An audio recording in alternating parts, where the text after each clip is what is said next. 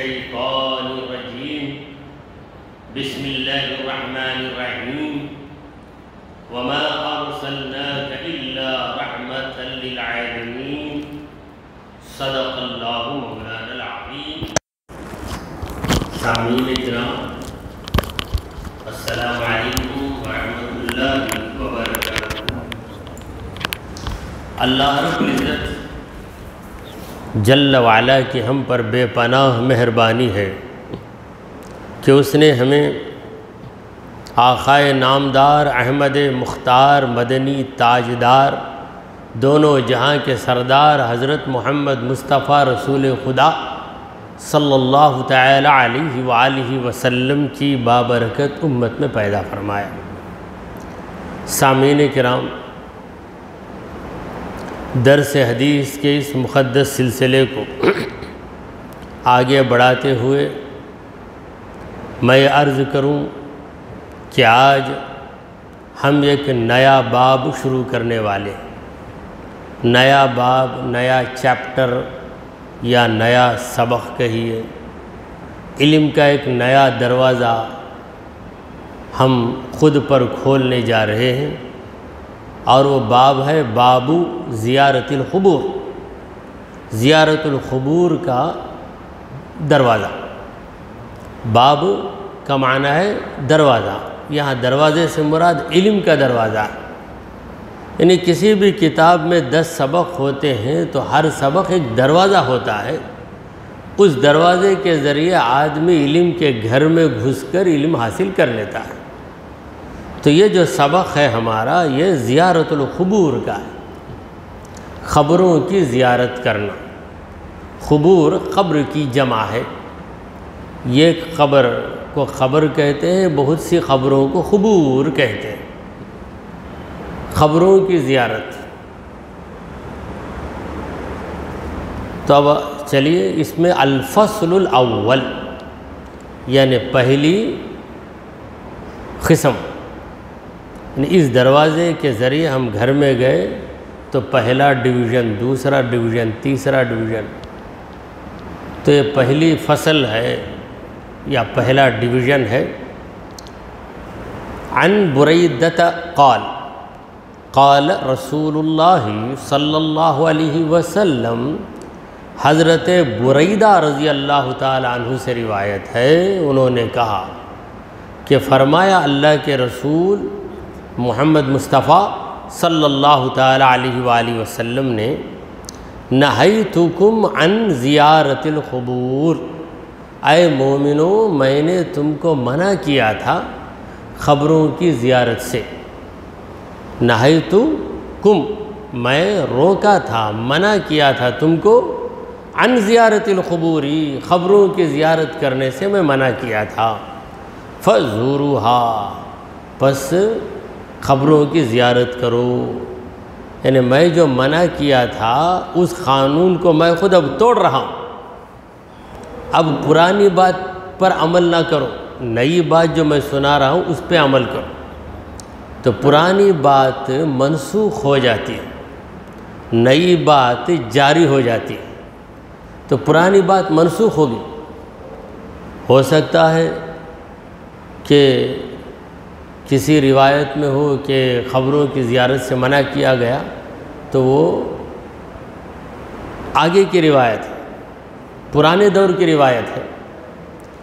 وہی قول معتبر ہے جس کو نبی کریم صلی اللہ علیہ وسلم نے دوسری مرتبہ ارشاد فرمایا، اور پہلی بات کو رسول کریم صلی اللہ علیہ وسلم نے خود ہی نسخ کر دیا ہے، یعنی کینسل کر دیا ہے.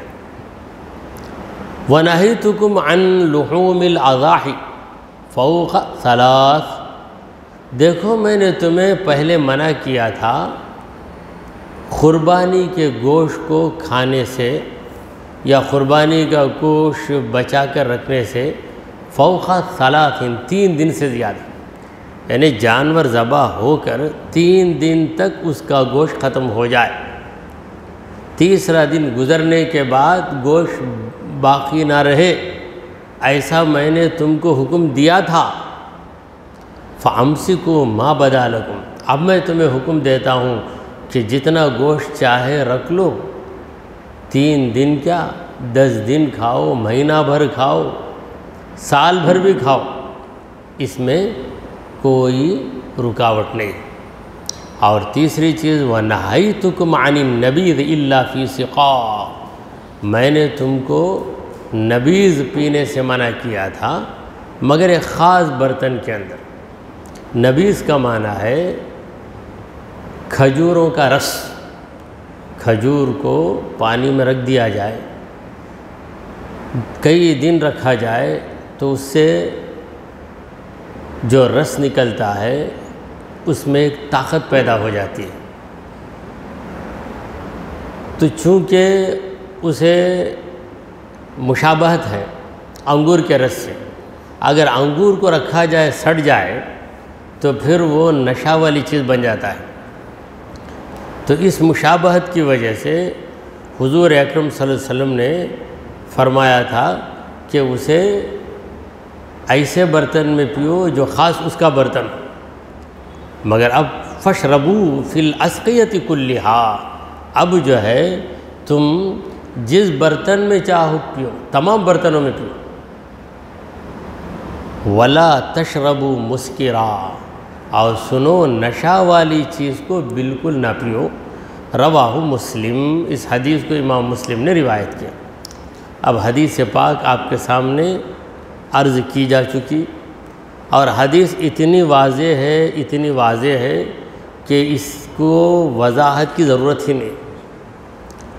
سرکار دو عالم صلی اللہ علیہ وسلم زیارت قبور کا حکم بیان کر رہے ہیں۔ رسول کریم صلی اللہ علیہ وسلم واضح لفظوں میں کہہ رہے ہیں کہ میں خود منع کیا تھا قبروں کی زیارت سے، اس کی کوئی خاص وجہ تھی۔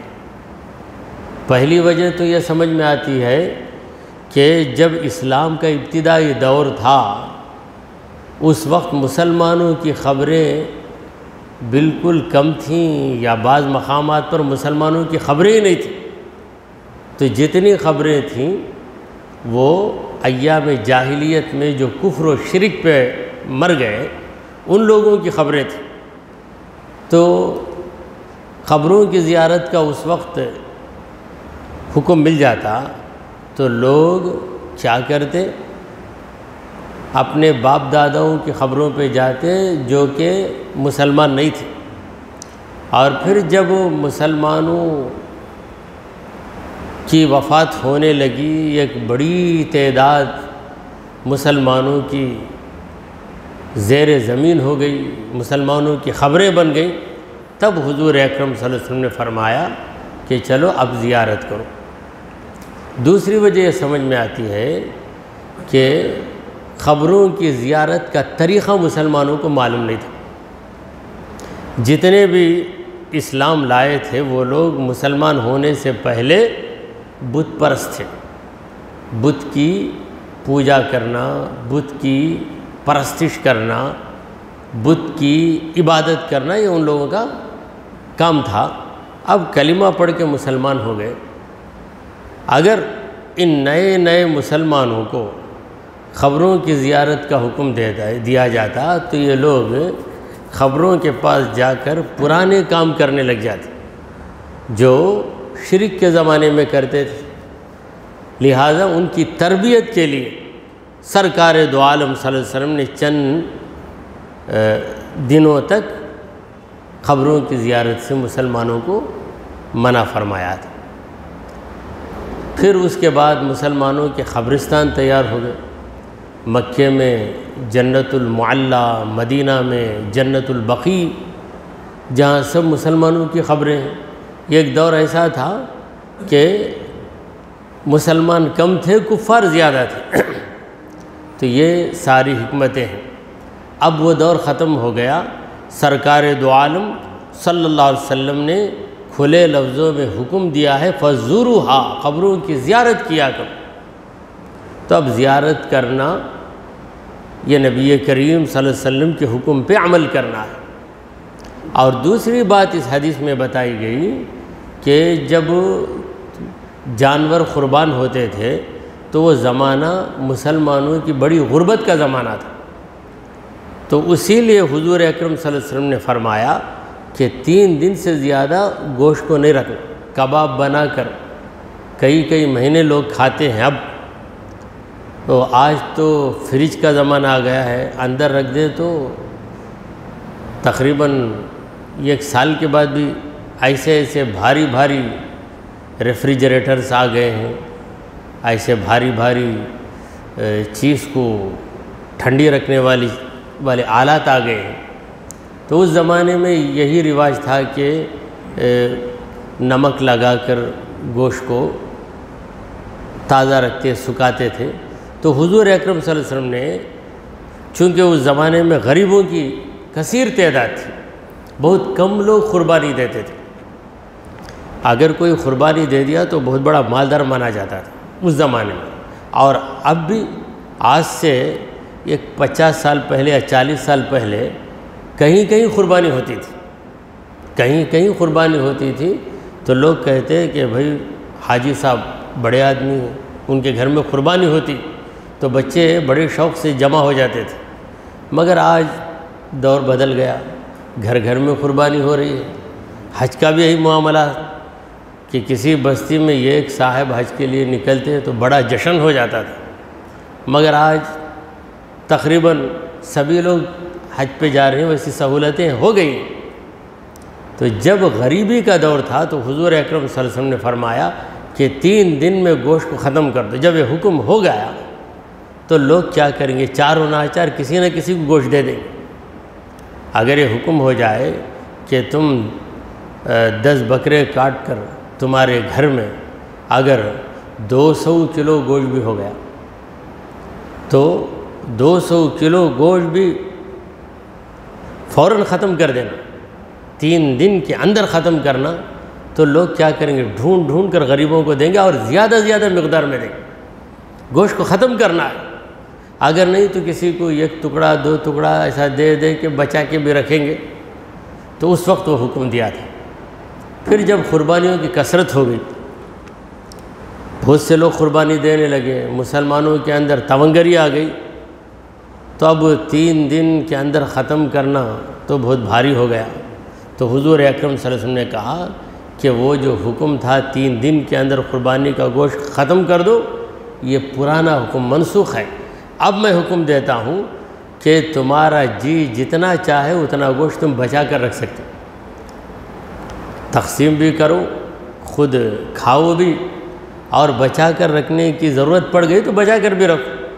مثلاً قربانی کی، تقسیم بھی کیا، تقسیم کرنے کے باوجود گوشت بچا ہوا ہے، دور جا کر دینے کا موقع بھی نہیں ہے، لہٰذا تم اسے حفاظت کر کے رکھو، اور جتنے دن تم اس گوشت کو بچا کر رکھ کر کھانا چاہتے ہو کھا سکتے ہو۔ بعض لوگوں کی عادت ہے بستیوں کے اندر کہ اس سال 10ویں ذی الحجہ کو قربانی کے دن بکرا ذبح ہوا تو اس کے گوشت کو حفاظت سے رکھ کر دوسرے سال عید کے موقع پر کہتے ہیں کہ گزشتہ سال کا گوشت ہے، اس سال کا ہے تازہ گوشت، گزشتہ سال کا گوشت، یعنی اس طریقے سے بچا کر رکھتے ہیں۔ مدراس میں تو یہ چیز تقریباً ناممکن ہے، دیہاتوں کے اندر میں نے خود دیکھا ہے کہ بقرعید کا مہینہ بھی گزر گیا تو بتانے لگے کہ یہ گزشتہ سال کا ہے، اس سال کا یہ گوشت، تو وہ دیکھو کتنا مزیدار ہے اب تک۔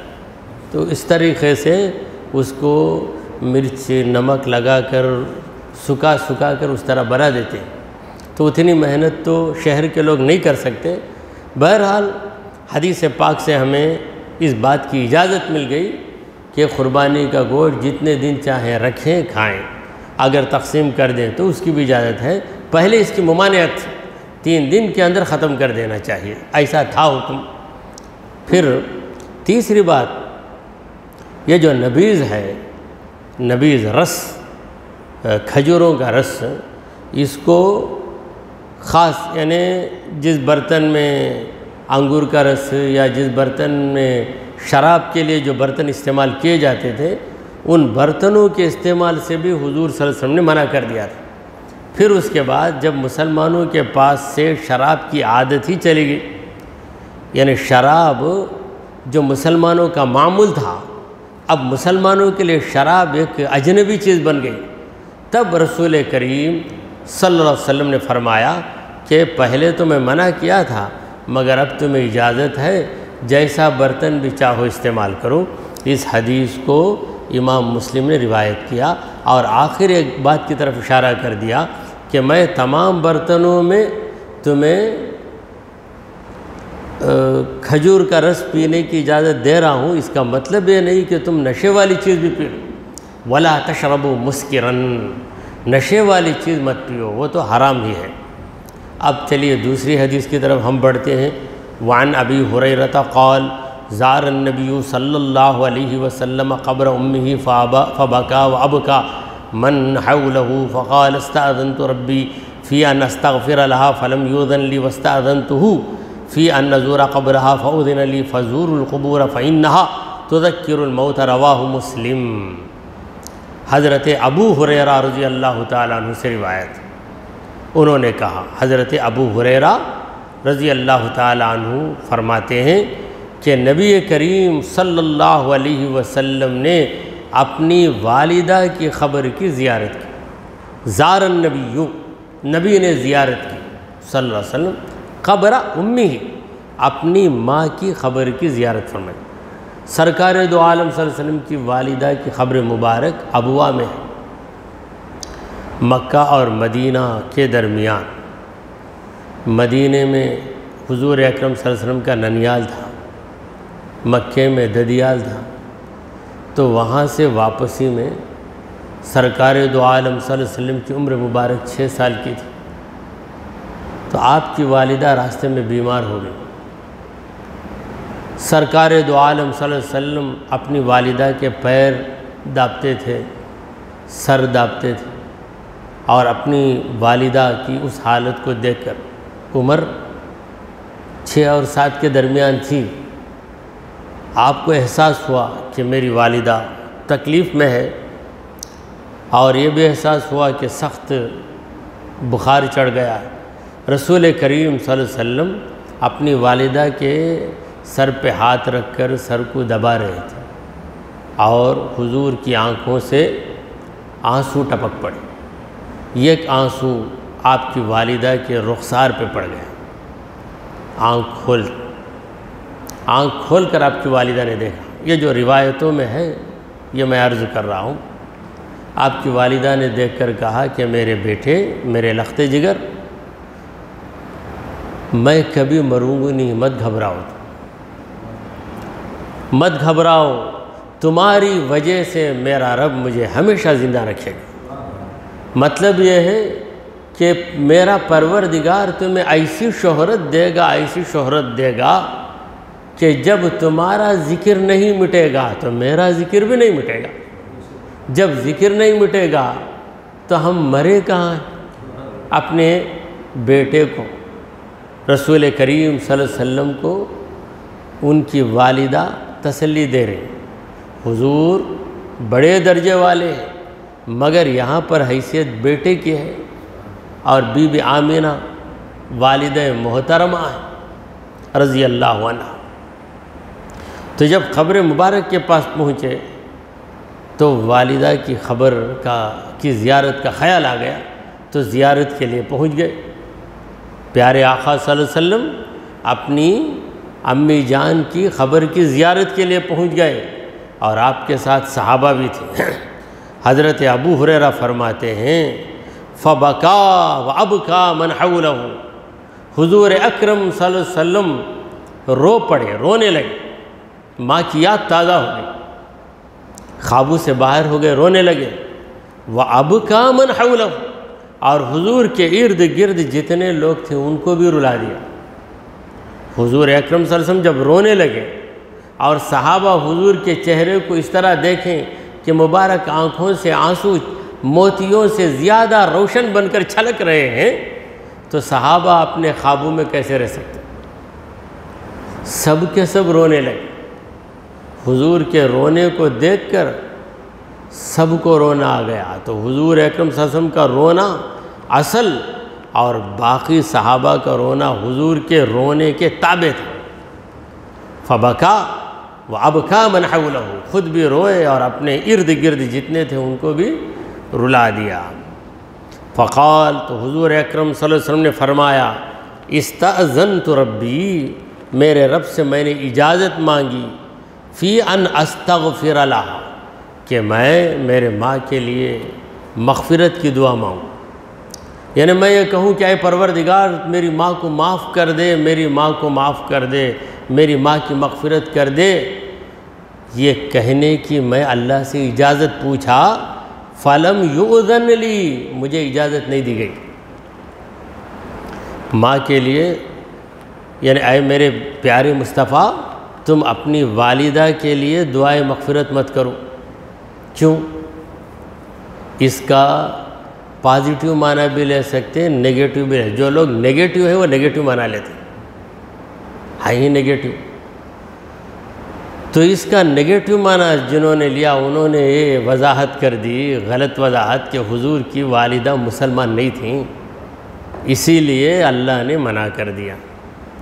مگر جو اس کا مثبت معنی، ایجابی معنی یا پازیٹیو میننگ لیتے ہیں، ایمان سے لبریز، وہ کہتے ہیں کہ جو بے گناہ ہو اس کے لیے مغفرت کی دعا کیوں کی جائے؟ جب بچے کا انتقال ہو جاتا ہے تو نماز جنازہ میں بچے کے لیے الگ دعا ہے، نابالغ کے لیے الگ دعا، اسی طرح کوئی مجنون پاگل کا انتقال ہو گیا اس کے لیے بھی الگ دعا۔ جو دعا بچے کے لیے مانگی جاتی وہی دعا پاگل کے لیے مانگی جاتی ہے، کیونکہ پاگل بھی گنہگار نہیں، بچہ بھی گنہگار نہیں۔ اللہم اجعلہ لنا اجرا وذخرا واجعلہ لنا فرطا، اے اللہ اس بچے کو میرے لیے اجر کا سبب بنا، میرے لیے ذخیرہ بنا، مجھ سے پہلے جنت میں پہنچ کر میرا انتظار کرنے والا بنا دے۔ واجعلہ لنا شافعا ومشفعا، اسے میری سفارش کرنے والا اور اس کی سفارش میرے حق میں قبول ہو جائے ویسا بنا دے۔ یہ دعا بچے کے لیے اور پاگل کے لیے۔ عام آدمی مر جائے انتقال، اس کے لیے دعا اللہم اغفر لحینا ومیتنا وشاہدنا وغائبنا وصغیرنا وکبیرنا وذکرنا وانثانا، اللہم من احییتہ منا فاحیہ علی الاسلام ومن توفیتہ منا ومن توفیتہ منا فتوفہ علی الایمان۔ تو یہ دعا بالغ کے لیے۔ تو جس طرح بے گناہ کے لیے مغفرت کی دعا نہیں مانگی جاتی، اسی طرح اے مصطفیٰ آپ کی والدہ تو بے گناہ، جاہلیت کے دور میں تھیں مگر کبھی شرک نہیں کیا، کفر نہیں کیا، اور جس کے شکم کو میں نے تمہارے حمل کے لیے مقرر کیا، 9 ماہ جس مبارک عورت کے پیٹ میں تم رہے، وہ عورت کیسے شرک و کفر کر سکتی ہے؟ شرک و کفر تو باطنی نجاست ہے، تو باطنی نجاست اس نیک خاتون کے اندر کیسے آ سکتی ہے جس خاتون کے مبارک پیٹ میں اللہ کے پیارے حبیب صلی اللہ علیہ وسلم رہے؟ ہو نہیں سکتا۔ لہذا مغفرت کی دعا کرنے کی آپ کو ضرورت نہیں ہے۔ آپ کریں گے تو کوئی یہ بھی کہے گا کہ دیکھو حضور کی ماں ہی گناہ کر دی اس لیے ان کے لیے بھی مغفرت کی دعا ہوئی، ایسا بھی لوگ کہہ سکتے ہیں۔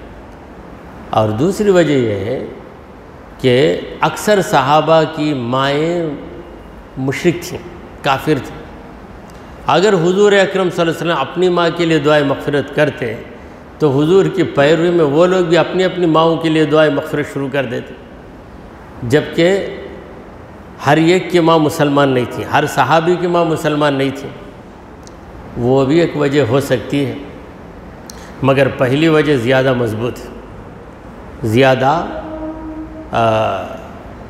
معقول ہے۔ تو حضور اکرم صلی اللہ علیہ وسلم نے فرمایا کہ میں نے اپنی ماں کے لیے استغفار کرنے کی اجازت مانگی، مجھے اجازت نہیں ملی۔ وَاسْتَأْذَنْتُهُ فِي أَنْ أَزُورَ قَبْرَهَا فَأُذِنَ لِي، میں نے میرے رب سے اجازت مانگی کہ میرے پروردگار میری ماں کی قبر کی زیارت کی مجھے اجازت دے، تو اللہ نے کہا اجازت ہے، جاؤ ضرور قبر کی زیارت کرو۔ دیکھیے ہم اپنے ماں باپ کی قبروں کی زیارت کرتے ہیں، اپنی مرضی سے کرتے ہیں، مگر حضور کو دیکھیے رب کی مرضی سے کرتے ہیں۔ اگر نبی کریم صلی اللہ علیہ وسلم کی والدہ کے پاس ایمان نہیں ہوتا تو زیارت قبر کی بھی اجازت نہیں ملتی، کیونکہ کافر کی قبر کی زیارت کی اجازت ہی نہیں ہے، مشرک کی قبر کی اجازت بھی نہیں ہے، تو زیارت قبر کی اجازت دے کر رب نے یہ واضح کر دیا کہ نبی کی ماں مسلمان ہے، اور استغفار سے منع کر کے یہ ثابت کر دیا کہ نبی کی ماں بے گناہ ہے۔ دونوں باتیں ثابت ہو گئیں۔ فزور القبور، حضور اکرم صلی اللہ علیہ وسلم نے فرمایا کہ قبروں کی زیارت کرو، زور القبور، قبروں کی زیارت کرو، یعنی قبروں کی زیارت کو ایک بیکار چیز مت سمجھو، زیارت قبور کرو۔ فَإِنَّهَا تُذَكِّرُ الْمَوْتِ، اس لیے کہ قبروں کی زیارت تمہارے دلوں کے اندر موت کی یاد پیدا کرے گی۔